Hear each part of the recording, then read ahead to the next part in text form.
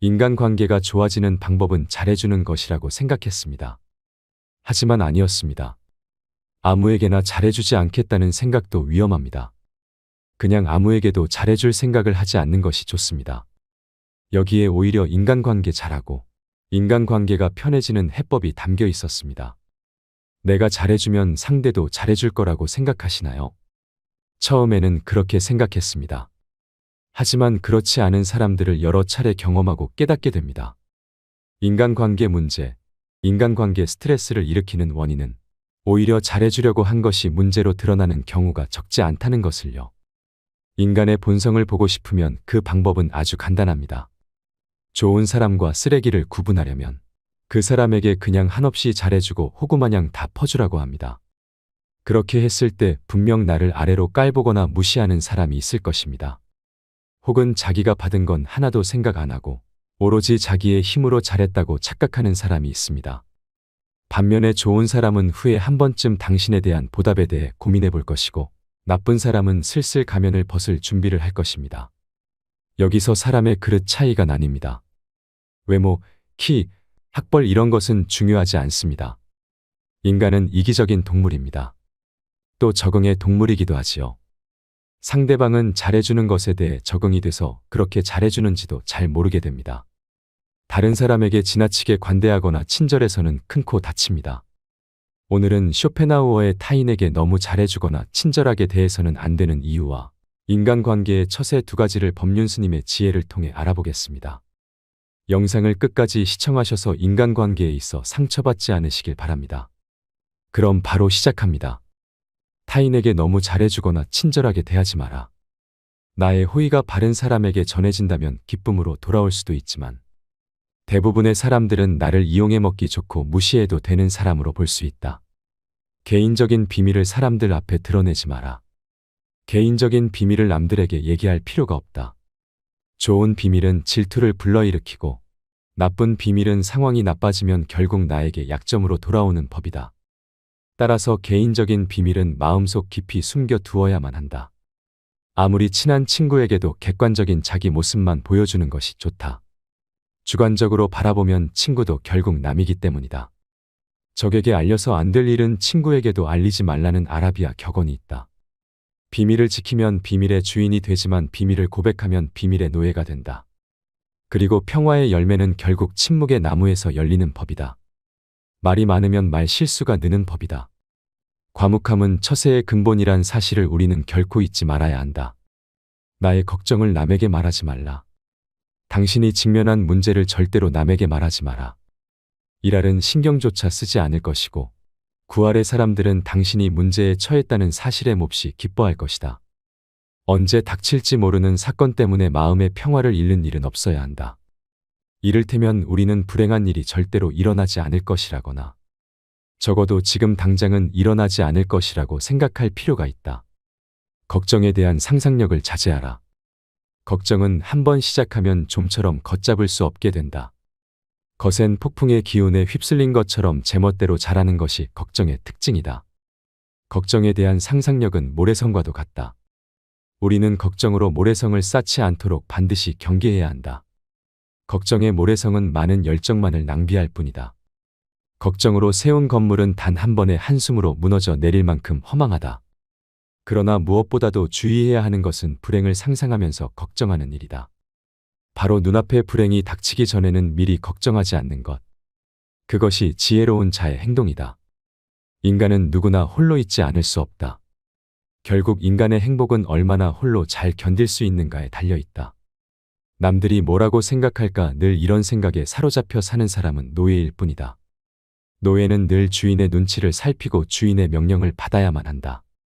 하기 싫은 일이 있을지라도 그것을 따라야 한다. 정신적으로 풍요로운 사람은 완전한 고독 속에서도 자기 자신의 상상과 사유를 통해 탁월한 즐거움을 누린다. 행복과 세상의 본질은 무엇일까? 인간 세상 어디를 살펴보더라도 그렇게 대단한 것을 얻기는 어려운 일이다. 세상에는 고통과 고난이 넘쳐 흐르고 있고 인생은 고통 그 자체인 것이다. 이러한 상황에서 우리를 직간접적으로 행복하게 해주는 것은 다름 아닌 내 자신의 마음이다. 마음의 쾌활함이 무엇보다 중요하다. 행복이란 외부 어디에도 없고 자기 자신이 그렇게 느끼기에 행복한 것이다. 행복하게 살아간다는 것은 불행하지 않게 인생을 견디며 살아가는 것이다. 행복은 쾌활함의 정도에 비례해서 커지고 쾌활함은 육체와 정신적인 건강에 좌우된다. 건강한 거지가 병든 왕자보다 더 행복하다. 나무가 튼튼해지기 위해서는 바람이 필요하듯 인간이 건강해지기 위해서는 운동이 필요하다. 최상의 보물은 명랑한 표정과 쾌활한 마음이다. 행복의 90%는 건강에 달려 있다. 사람들이 시기와 질투의 감정에 사로잡히는 이유는 자신보다 나은 처지의 사람을 바라보기 때문이다. 그 사람이 자신보다 많은 재물을 가지고 있거나 다른 사람으로부터 더 많은 사랑을 받고 있다고 느낄 때 사람들은 대부분 자신의 비참함을 돌아보게 된다. 모든 불행의 시작은 남들과 비교하는 것으로부터 시작된다. 그러나 생각해보라. 이 지구상에 나보다 불행한 사람이 얼마나 많은지를 말이다. 태어날 때부터 눈이 멀었거나 듣지 못하는 사람들, 한 끼 식사도 제대로 못하는 사람들, 그들도 역시 그대의 주변에서 그대와 함께 살아가고 있는 사람들이다. 미워하지도 말고 사랑하지도 말아라. 타인에게 비밀을 말하지도, 타인을 무시하지도, 타인의 의견에 반박하지도 말며 걱정을 말하지 않는다면 더 나은 인생이 될 것이니 분명하다고 생각한다. 그렇지만 이런 명언을 지키며 살아야 하는 세상에서 산다는 것은 어처구니가 없을 정도로 슬픈 일이다. 하루는 아주 작은 일생의 축소판이다. 아침에 잠이 깨어 일어나는 것이 탄생이요. 상쾌한 아침은 짧은 청년기를 맞는 것과 같다. 그러다가 저녁 잠자리에 누울 때는 인생의 황혼기를 맞는 것이라는 것을 알아야 한다. 인생의 첫 40년은 자신이 직접 쓴 소설이며 나머지 30년은 그 소설을 해설해준다. 우리는 우리가 살고자 하는 삶이 아니라 살 수 있는 삶을 살아야 한다. 인간이 살고 있는 이 세상은 내가 바라보는 각도에 따라 그 모양이 달라진다. 새에게는 공중이, 물고기에게는 물속이, 두더지에게는 땅속이 행복한 것처럼 자기에게 적합한 분위기만이 행복을 주는 것이다. 인간의 사교는 사교가 좋아서가 아니라 고독이 두려워서이다. 고독은 뛰어난 정신을 지닌 자의 운명이다. 사교가 뛰어난 사람은 대체로 평범한 사람이라고 평가해도 좋다. 그러나 비사교적인 사람들, 특히 남들과 잘 어울리지 못하는 외로운 영혼들은 어떤 면에서 뛰어난 능력을 가진 인물로 봐도 좋다. 헤라클레스처럼 어마어마한 힘을 가진 사람이 보석 세공을 하거나 학문 연구를 한다면 그는 타고난 신의 능력을 제대로 발휘하지 못할 것이다. 자신에게 어울리지 않는 일을 선택하는 사람은 불행을 면하기 어렵다. 사람은 혼자 있을 때에만 진정한 자신이 될 수 있다. 우리의 슬픔은 대부분 다른 사람들과의 관계에서 비롯된다. 우리는 다른 사람들과 같아지기 위해 우리 인생의 대부분을 낭비한다. 사람들의 눈높이에 나를 맞추려는 데서 모든 불행이 시작된다. 나는 어쩔 수 없이 나다. 내가 나를 부끄러워하지 않는다면 사람들도 나를 부끄러워하지 않게 될 것이다. 돈이란 바닷물과도 같다. 그것은 마시면 마실수록 목이 말라진다. 돈 빌려달라는 것을 거절함으로써 친구를 잃는 일은 적지만 반대로 돈을 빌려줌으로써 도리어 친구를 잃기 쉽다. 계속해서 다른 사람의 사상만을 받아들 때 자신의 사상은 발전하지 못하고 상상력도 죽어버리는 법이다. 바로 그렇기 때문에 지속적으로 자신의 생각을 키워 나가야만 하는 것이다. 자신의 재능을 과시하지 마라. 자기 재능을 크게 과시하는 것처럼 어리석은 사람은 없다. 재능이 뛰어난 사람이 가장 먼저 해야 할 일은 가진 재능을 감추는 위장 가면을 쓰는 일이다. 재능이란 과시하는 순간 공격의 대상이 된다. 어떤 방식으로든 과시해서는 안 된다. 상대방에게 나의 월등함을 과시하게 된다면 격렬한 열등감과 분노심을 일으키게 된다. 사람은 본디 자신과 비슷하거나 자신보다 열등한 사람과 있을 때 가장 큰 편안함을 느낀다는 사실을 잊지 말라. 어릴 때 친했던 친구들과 시간이 지날수록 멀어지는 이유도 이와 비슷하다. 오랜 시간 자신만의 삶을 살며 어릴 때의 친구들과 비슷한 부분이 사라졌기 때문에 점점 멀어질 수밖에 없는 것이다. 그러니 나의 안전을 위해 나의 뛰어난 점을 너무 드러내지 말고 재능을 드러내야 할 때와 숨겨야 할 때를 구분하여 다른 사람을 안심시켜라. 모든 사람의 천성은 결코 쉽게 변하지 않는다. 지나치게 다정하고 관대하면 상대방은 무례해진다. 인간은 자신을 찬양하는 사람보다 자신을 경멸하는 사람에게 더 신경을 쓴다. 사람들이 한평생 수많은 위험을 무릅쓰고 땀 흘려 노력하는 원인은 무엇보다도 남들에게 인정을 받기 위해서다. 그렇기 때문에 사람을 인정하는 말을 해야만 하고 목에 칼이 들어와도 남을 무시하는 말을 하면 안 된다. 환경이 변하면 이해관계도 변하기 때문에 상대방의 태도나 행위도 달라질 수 있음을 명심해야 한다. 말이나 표정으로 부정적인 감정을 드러내는 것은 무익하고 위험하며 우스꽝스럽고 어리석은 일이다. 인간이란 모두가 똑같다. 그들은 칭찬을 받으면 비록 사탕발림이라는 걸 뻔히 알면서도 흐뭇해한다. 인간의 이런 특성은 이해하기 어려울 만큼 어리석고 무의미하다. 다른 사람의 사상을 받아들이기에 급급해 자신의 생각을 키우지 않는 사람을 볼 때마다 나는 셰익스피어가 동시대인들에게 다른 나라를 보기 위해 자기 나라를 판다고 한 말을 떠올린다. 당신이 다른 사람들의 상황을 부러워할지는 모르지만 사실 그러한 상황은 그 사람들의 성격에 맞을 뿐이고 당신의 성격에 맞는 것은 아닐 수도 있다. 만일 당신이 그 상황에 놓인다면 자기를 불행하게 느낄 것이고 참는 것조차 거의 불가능할지도 모른다. 우리 인생은 마치 커다란 모자이크와 같아서 가까이에 있으면 제대로 알아볼 수가 없다. 그것이 얼마나 아름다운지를 알려면 그곳에서 멀리 떨어져서 봐야 한다. 우리는 흔히 우리가 갖지 못한 것을 바라볼 때마다 만일 저것이 내 것이라면 얼마나 좋을까라고 생각한다. 그럼으로써 자신의 결핍을 인식하며 불행을 느끼게 된다. 그러나 우리는 그 대신 자신이 소유한 것을 바라보면서 만일 이것을 잃어버린다면 얼마나 고통스러울까 그를 생각해 봐야 한다. 마음의 동요가 적을수록 고통도 줄어든다. 활동의 영역을 좁히면 마음의 동요를 줄일 수 있다. 그러나 정신적인 활동을 제한한다면 그것은 우리를 권태에 빠지게 하고 만다. 지나친 방탕과 쾌락의 늪으로 끌려 들어가지 않도록 조심하라. 분노나 격정과 같은 격렬한 감정의 혼란을 피하고 정신적인 긴장이 계속되지 않도록 주의하라. 날마다 규칙적인 운동을 하고 음식에 절제를 두어라. 청년기에는 주관이 지배하고 노년기에는 사색이 지배한다. 다시 말하면 청년기는 작가로서 알맞은 시기요. 노년기는 철학에 적합한 시기다. 실천하는 데 있어서도 청년기는 주관과 인상에 따라 결심하지만 노년기에는 대부분이 사색한 다음에 결정한다. 실패로 결말이 날 것이라고 예상되는 상황에 처해 있더라도 한 가닥의 희망의 빛이 보인다면 결코 절망하지 마라. 시커먼 먹구름이 하늘을 뒤덮고 있더라도 한쪽 구석에 작지만 밝은 빛이 새어나오고 있다면 그대여 결코 희망을 버리지 마라. 아무리 작은 빛이라 하더라도 그 빛은 세상을 환하게 비춰줄 수 있으며 우리의 앞길을 열어줄 수 있다. 저기에 자그마한 빛이 보이지 않는가? 천지가 뒤집히기 전에는 용감한 사람은 결코 쓰러지는 일이 없다. 용감한 사람은 어떤 일에서든지 한 가닥의 희망의 끈을 잡고서 험난한 파도를 향해 뛰어든다. 하지만 대부분의 사람들은 작은 빛보다는 무거운 먹구름만을 의식하며 두려움에 떤다. 그러나 먹구름은 반드시 거치기 마련이다. 진정한 용기를 가진 자라면 그대여 그 작은 빛을 향해 자신의 모든 것을 던져 최선을 다할지어다. 차원 높은 숭고함은 시련 속에서만 얻을 수 있다. 자연은 때때로 사나운 회오리 바람을 내보낸다. 주위는 짙은 어둠에 뒤덮이고 하늘에는 거친 비바람이 휘몰아치고 있다.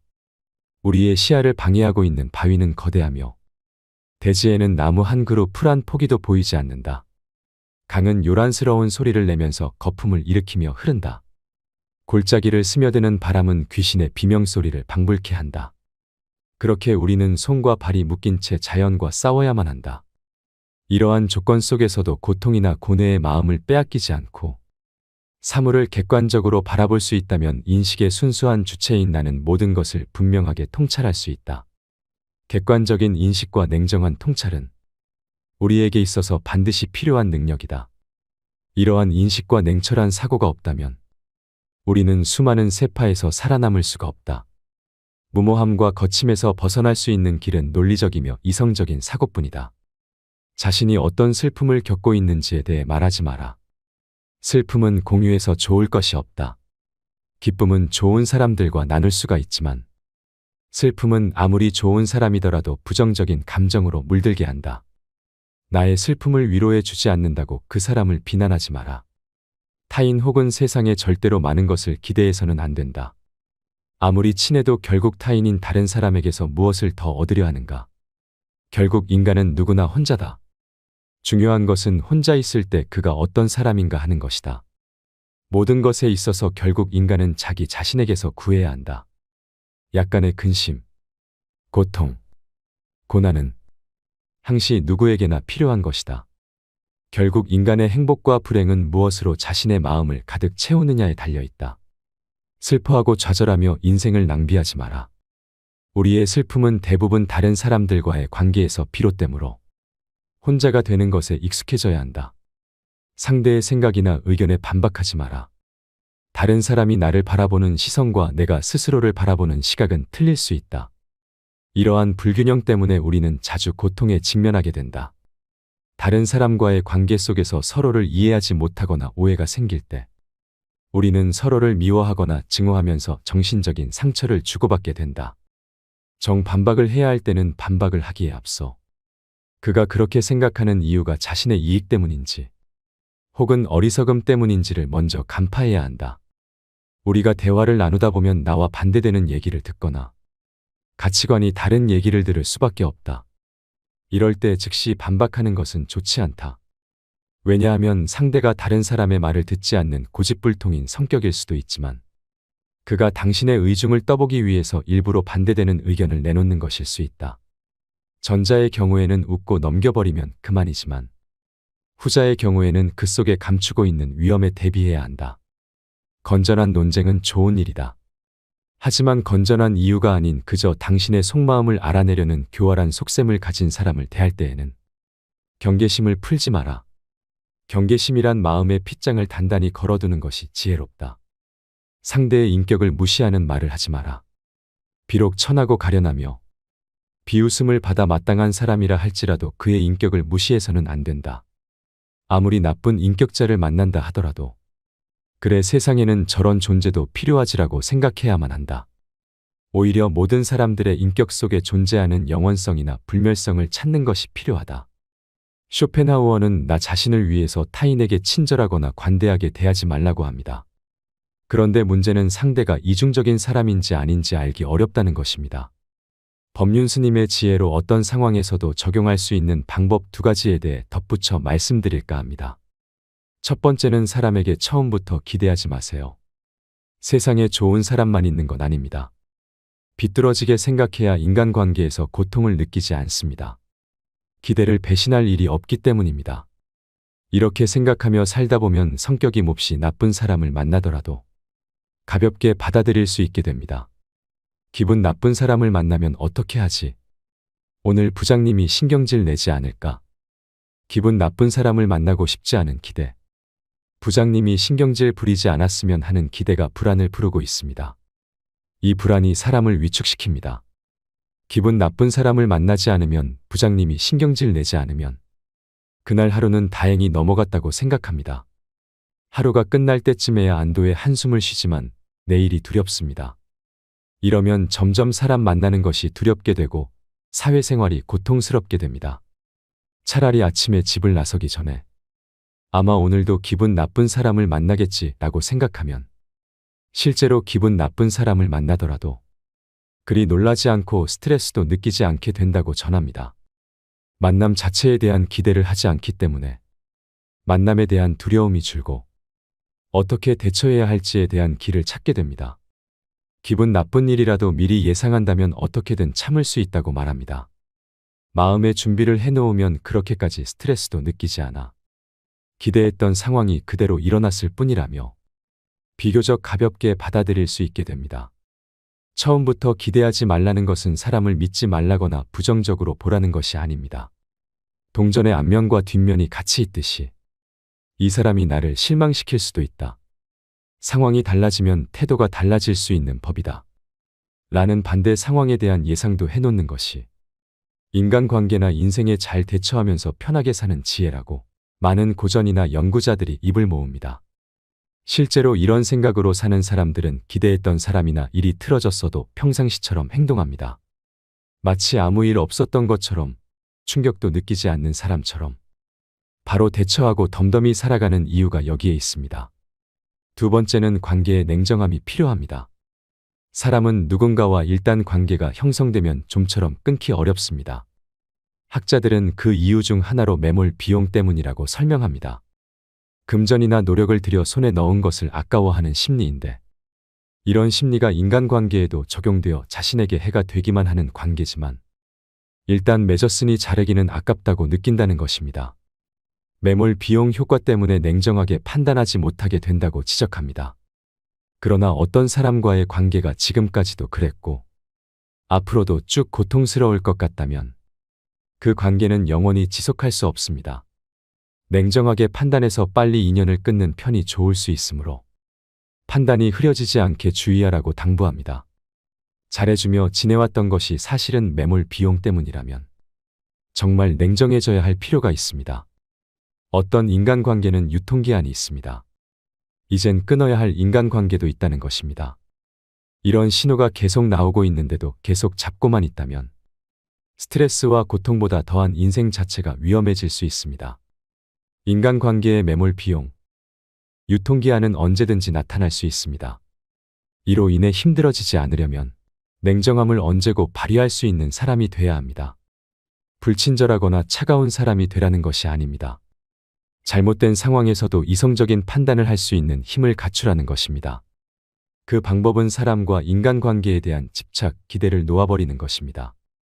그 힘은 아무에게도 너무 잘해줄 필요 없다는 편안한 마음에서 시작됩니다. 오늘의 지혜 어떠셨나요? 인간관계에 있어 현명한 지침이 되셨길 소망합니다. 오늘도 노후의 지혜와 함께 해주셔서 감사드립니다. 황금빛으로 무르익어가는 여러분의 지혜로운 인생을 언제나 응원합니다.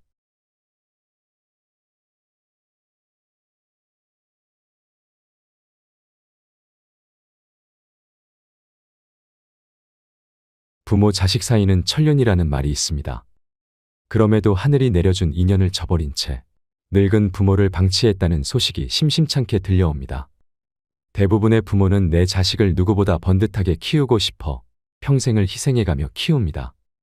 우리 어릴 때를 생각해보면 먹고 사는 것은 조금 힘들었어도 부모 손 크게 빌리지 않고 잘 자랐던 것 같은데 풍요로운 현대에 와서는 부모 노릇하기가 정말 힘든 것 같습니다.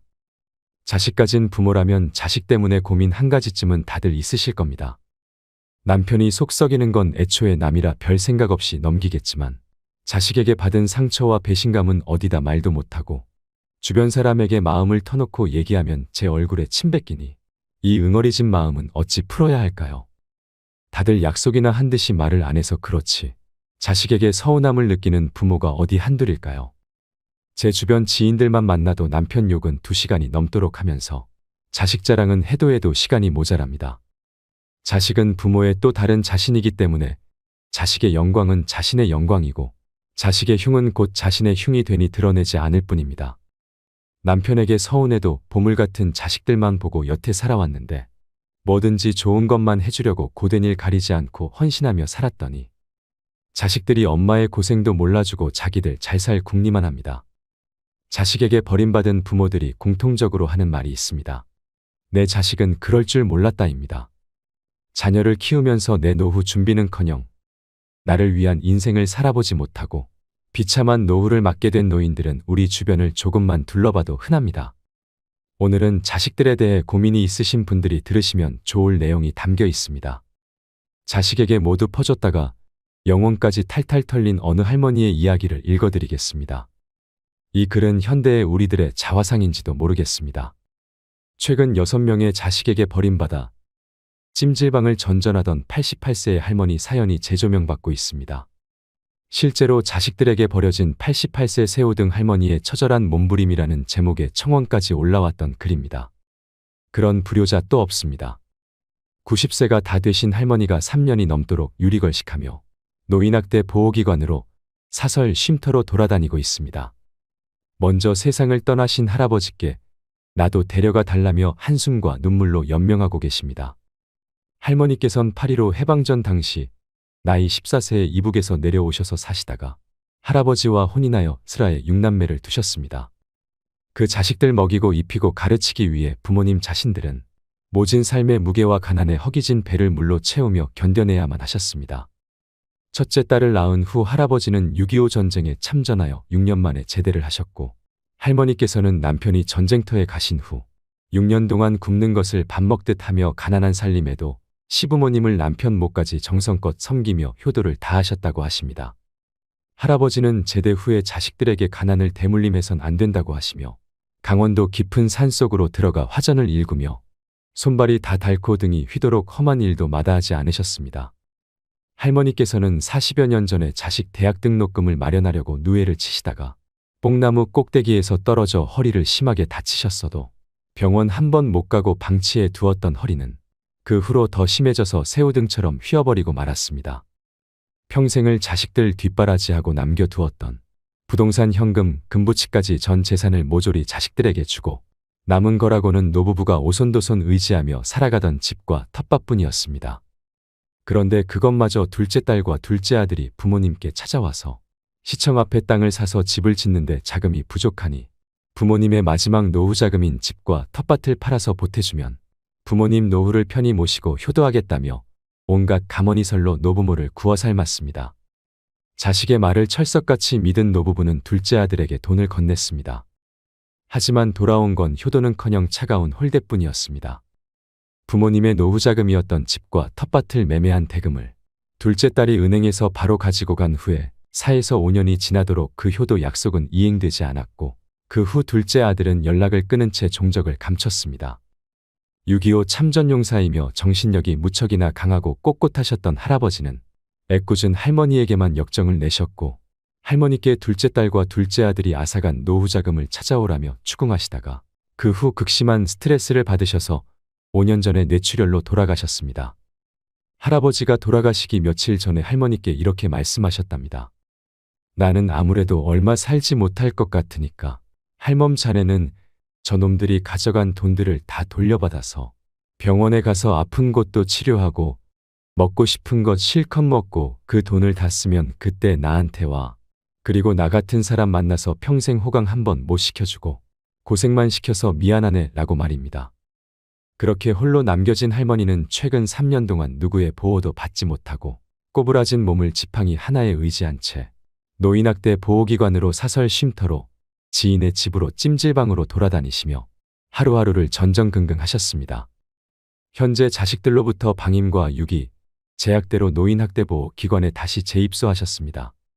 그동안 3년이 넘도록 유기 방임한 자식들이 할머니 몰래 집도 이사를 가고 전화번호도 바꿔버리는 바람에 할머니는 아들, 딸들의 집도 전화번호도 모르고 계십니다. 6남매 중 4남매가 강원도 강릉에 모여 살고 있는데 말입니다. 부모님의 재산을 증여받고도 모자라서 노후 자금으로 쓰려고 남겨두었던 것까지 몽땅 가져간 채 연락을 끊은 자식들은 천벌 받아야 마땅합니다. 대궐 같은 큰 집에 살도록 도와준 부모님의 은혜도 모르고 그 넓은 57평 아파트에 작고 꼬부라진 몸 놓으실 방 한 칸 내드리지 않고 쌀쌀한 밤거리로 내쫓는 천하의 불효막심한 자식들이 또 어디 있겠나요? 할머니의 큰아들은 부모님과 왕래를 끊은 지 10년이 훨씬 넘었고 4년 전 할아버지의 생명이 위독해져서 사망 전 큰아들에게 긴급하게 연락을 했는데도 큰아들 부부는 끝내 오지 않았다고 합니다. 할머니는 자식들의 유기, 방임 후 3년 동안 생활비, 의료비가 없어서 자식들이 그동안 가져간 돈을 되돌려 받아서 혼자서라도 살아보려고 경남 양산에서 자식들이 살고 있는 강원도 강릉으로 그 먼 거리를 수차례 콜택시로 오고 갔다고 합니다. 전화번호도 바뀌어 있는 탓에 수소문 끝에 찾아갔지만 엄동설 안의 문도 열어주지 않고 늙은 엄마를 피해서 도망다니는 아들, 딸을 만날 수조차 없었습니다. 어두운 밤 혹한의 날씨에 이대로 조금 더 문 밖에 서 있다가는 얼어 죽을 것만 같아서 둘째 아들 집 위층 아주머니께 우리 아들놈이 문을 안 열어줘서 지금 얼어 죽게 생겼으니 하룻밤만 나를 댁에서 재워주면 이 은혜는 잊지 않을게요 했더니 그 위층 아주머니는 아들도 늙은 엄마를 나 몰라라 하는데 내가 할머니를 하룻밤 재워주면 할머니 아들에게 좋은 소리 못 들어요. 우리 집엔 절대 안 돼요 하면서 문을 쾅 닫고 들어가 버리더랍니다. 할머니는 내가 오늘 밤 이대로 둘째 아들놈 집 문 밖에서 영하의 날씨에 꽁꽁 얼어서 죽는구나 하는 두렵고 불안한 마음에 사지가 벌벌 떨리며 정신이 아찔했다고 합니다. 그래서 가까스로 몸을 추스린 후 112에 전화를 해서 경찰이 왔지만 경찰은 부모 자식 간에 만나서 타협점을 찾으라며 더 이상 관여하지 않았습니다. 극심한 생활고와 괘씸함에 남매가 가져갔던 돈의 차용증을 받아 두었던 것이 있어서 경찰서에 존속학대 차용으로 고소를 했지만 2달 만에 돌아온 답은 혐의 없음 증거 불충분이었습니다. 긴 노숙 생활로 지치고 병든 몸에 88세의 할머니는 거리에서 죽으라는 말인가요? 할머니는 몹쓸 자식 놈들에게 비정하고 참담하게 버려진 몸으로 할아버지를 만날 수도 없고 이대로는 원통해서 죽을 수가 없답니다.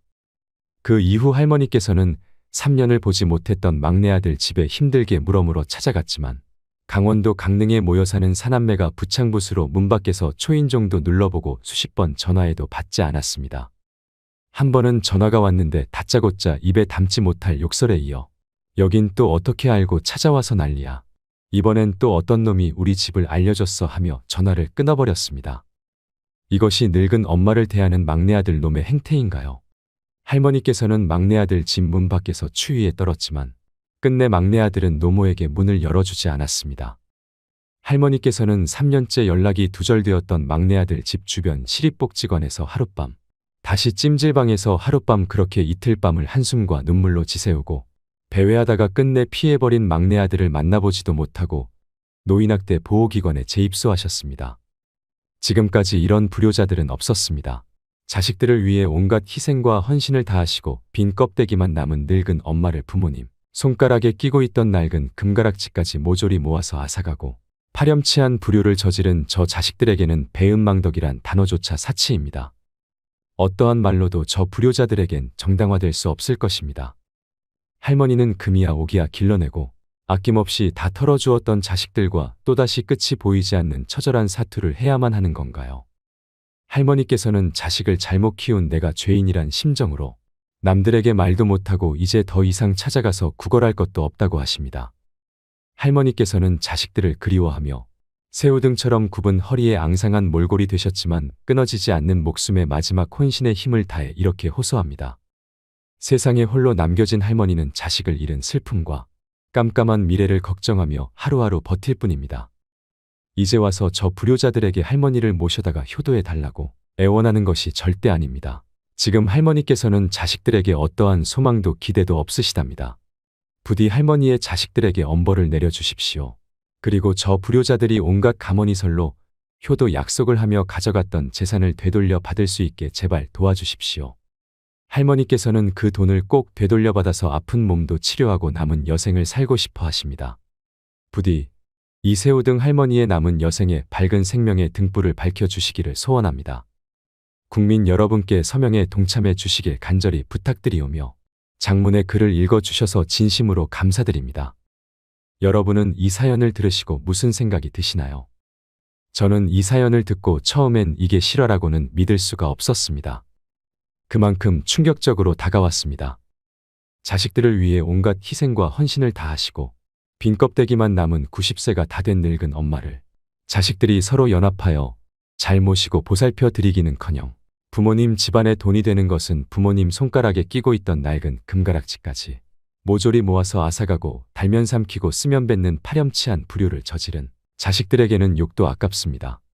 자식에게 다 퍼주면 어떤 결과를 초래하는지 알려주는 가슴 아픈 이야기입니다.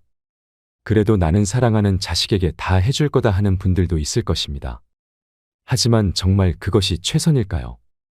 주변의 어르신들만 봐도 비슷한 사례가 흔합니다. 자식에게 남은 재산까지 탈탈 털리고 돈을 벌 능력은 없고 이제 남은 것이라곤 늙은 몸뚱아리 하나입니다. 외로움과 서러움만 밀려오지요. 각종 교육비, 사업자금, 결혼자금까지 몽땅 지원해주고 나니 자식들은 제 살 길 바쁘다는 핑계로 부모에게 연락도 잘하지 않고 공허한 마음만 드는 것입니다. 자식에게 간이며 쓸개며 다 퍼주는 게 부모의 사랑이라 여기며 지내왔던 시절이 그토록 후회가 된다고 합니다. 내가 자식에게 이만큼 했는데 어떻게 이럴 수 있느냐며 자식에게 상처받아 소리쳐도 그때는 이미 늦었습니다. 다 큰 자식에게 금전적인 지원을 하는 것은 당연한 것이 아닙니다. 비참한 노후를 보내지 않으려면 지금부터라도 그 생각들을 버리셔야 합니다. 자식이 도와달라고 아무리 호소해도 내 노후자금만큼은 손에 꼭 쥐고 있어야 합니다. 저 사연의 자세한 내막은 잘 모르겠지만 자식들이 모두 저렇게 된 것이 자식들만의 문제는 아니었을 것입니다. 부모가 평생 모은 돈을 자식에게 털어주어도 시간이 지날수록 당연한 게 되어버리는 것이 자식들입니다. 그렇기 때문에 내가 자식한테 이만큼이나 해줬는데 자식들은 나에게 이렇게 밖에 못하나 하고 서운해하는 것은 자식과 멀어지는 지름길이 될 뿐입니다. 어려서부터 받는 것에만 익숙하고 부모 자식과의 관계가 올바르게 정립되어 있지 않은 것은 부모의 책임도 있습니다. 그러므로 부모는 자식들에게 무작정 지원해 주는 것보다는 자녀 스스로 자립하고 성취를 느낄 수 있도록 이끌어 줘야 합니다. 독립적인 인생을 살아가게 해야 하는 것입니다. 많은 부모가 자녀를 위해 본인의 인생을 포기하기도 합니다. 그러나 자녀는 이때 감사함 대신 부담감을 느낍니다. 이 차이 때문에 여러 가정에서 갈등이 발생하기도 하지요. 대부분의 부모는 이렇게 말합니다. 내가 너를 위해 얼마나 희생했는지 아니? 정신과 전문의들은 이런 행동은 자녀를 망친다고 말합니다. 과한 희생을 하는 대신 부모가 행복하게 사는 모습을 보여야 자녀도 행복할 확률이 높다는 것입니다. 전문가들은 부모와 자녀 간 갈등을 줄이려면 부모가 자기 자신부터 존중할 필요가 있다고 말합니다. 부모가 자신의 삶을 뒷전으로 하고 자녀만 바라본다면 결코 행복한 가정을 이룰 수 없다는 것이죠. 자식을 위해서라도 부모도 자식도 완전한 독립을 해야 하는 것입니다. 자식에게 드리는 돈으로 차라리 자신의 몸과 마음의 균형을 찾는 취미 활동을 찾아보세요. 그러면 자녀도 알아서 제 길을 가고 독립적인 삶을 살아갈 것입니다. 세상에서 가장 깊고 따뜻한 마음씨는 부모의 사랑으로 자식을 위해 어떠한 희생도 마다하지 않습니다. 100세 부모가 80세의 자식을 걱정하는 것이 부모의 마음이지요. 대개의 부모는 자식에 대한 믿음이 깊고 자식을 위한 투자를 아끼지 않습니다. 하지만 자식은 부모 마음대로 할 수 없고 그렇게 되지도 않습니다. 우리 아들, 딸은 다를 거라 생각하지만 그건 착각일 뿐입니다. 자녀는 이미 부모로부터 분리된 가까운 남이라고 생각해야 합니다. 될성부른 나무는 떡잎부터 안다지만 사람의 장래는 아무도 장담 못합니다. 요즘은 자녀에게 노후 위탁은 생각조차 못하게 각박한 세상이 되었습니다. 자식 농사가 노후보험인 시대는 지나갔습니다. 자녀는 부모의 노후를 책임질 여유도 없고 책임지지도 않습니다. 이것이 현실입니다. 그래서 우리의 노후는 우리가 책임져야 합니다. 100세 시대는 인류가 지금껏 경험하지 못한 장수 시대입니다. 평균 수명은 늘어나는데 노후 대비는 부족하기만 합니다. OECD 국가 중 우리나라 노인 빈곤율은 1위이지요. 게다가 생활비와 의료비 조달로 노후 파산에 60대, 70대 노인이 늘고 있습니다. 노부모는 자녀에게 부담만 주는 천덕꾸러기 신세가 되고 부모 봉양은 고통거리가 됩니다. 긴 병에 효자 없고 가족의 정은 메마릅니다. 부모의 부양 문제로 가정불화를 일으켜 가정 파탄 사례가 늘고 있고 심지어 부모에 대한 학대도 증가하고 있습니다. 부모가 인생의 후반기인 노후 준비에 여유가 없었다는 것을 자식들은 이해하지 않습니다. 노후 대책을 못한 부모의 마음은 무거워서 노후의 즐거움을 거의 체념합니다. 무전 유병장수의 노후는 재앙입니다. 그래서 안락사 도입이 시급하다며 존엄사 목소리도 커지고 있습니다. 가족의 부양의식은 약해지고 국가의 노후 부양은 한계가 있어 가뜩이나 서글픈 노후는 고달프기만 합니다. 엄마는 자기를 버리려고 하는 아들이 지게를 지고 산을 오를 때 뒤에서 나뭇가지를 꺾으며 간다지요. 아들이 엄마를 버리고 산을 내려갈 때 길 잃어버리지 말라는 표시라고 합니다. 자기가 버려지는 순간조차 자식 생각만 하는 게 엄마의 마음일 것입니다. 마지막으로 성공한 자녀를 둔 부자가 말하는 10가지 지침을 소개합니다. 꼭 부자 부모가 아니더라도 자녀를 올바르게 키우는데 도움이 될 만한 내용이 많습니다. 성공한 사람들은 자신이 헤쳐나가야 할 역경을 거부하지 않은 사람들입니다. 그러나 사회의 모든 악으로부터 자녀를 보호하고자 하는 사람들은 결코 자녀를 두려움과 걱정 그리고 의타심으로부터 벗어나지 못하도록 만들 것입니다. 첫 번째는 자녀에게 부모가 부유하다는 사실을 절대로 말하지 마세요. 부자의 많은 자녀들은 왜 고소득을 올리면서도 많은 재산을 모으지 못할까요? 그들은 어려서부터 부모가 부유하다는 말을 끊임없이 들어왔으며 부모의 사치스런 라이프 스타일을 그대로 모방하기 때문입니다. 반면 부자가 된 자녀는 자신의 아버지가 전혀 부자처럼 보이지 않았다고 말합니다. 두 번째는 당신이 아무리 큰 부자라도 자녀들에게 절제와 근검 전략을 가르쳐야 합니다. 아이들은 무척이나 영리해서 부모가 실천하지 않는 규칙은 따르지 않습니다. 부모가 자녀들에게 지시하는 것과 부모의 행동 사이에는 반드시 일관성이 있어야 합니다. 아이들은 금방 모순을 알아차리기 때문입니다. 세 번째는 아이들이 성숙하고 엄격하며 어른스러운 생활 습관과 직업을 가지기 전까지는 부모가 부자라는 사실을 결코 알아차리지 못하게 해야 됩니다. 어떤 부자는 자녀를 위해서 신탁기금을 마련했으나 40세가 넘어야 찾을 수 있도록 만들었습니다. 나이가 40이 되면 이미 자신만의 생활 방식이 굳어져 돈 때문에 생활 방식이 바뀌지는 않을 것이기 때문입니다.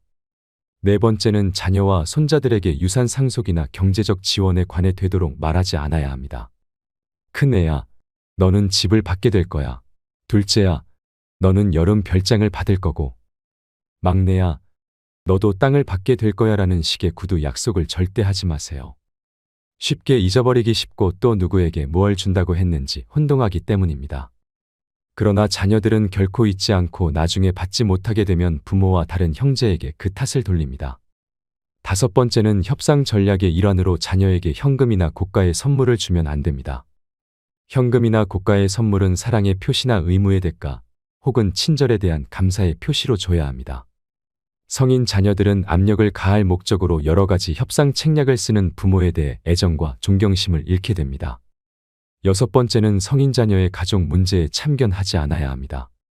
부모들은 자신이 생각하는 이상적인 생활 방식이 성인 자녀나 며느리 또는 사위의 생활 방식과 정반대가 될 수도 있음을 알아야 하며 자녀들이 자율적으로 살아가도록 내버려 두어야 합니다. 일곱 번째는 자녀와 경쟁하지 말아야 합니다. 결코 내가 내 나이 때는 말이야 라는 식으로 자녀와 대화를 시작하지 마세요. 부모가 그동안 축적해온 재산이 얼마나 되는지 자녀에게 자랑하지 마세요. 그런 태도는 자녀를 혼란스럽게 만듭니다. 자녀들은 부모의 업적을 높게 평가할 만큼 충분히 현명합니다. 성취욕이 강한 부유층 출신의 자녀들 중에는 재산 축적이 최상의 목표가 아닌 경우도 많습니다.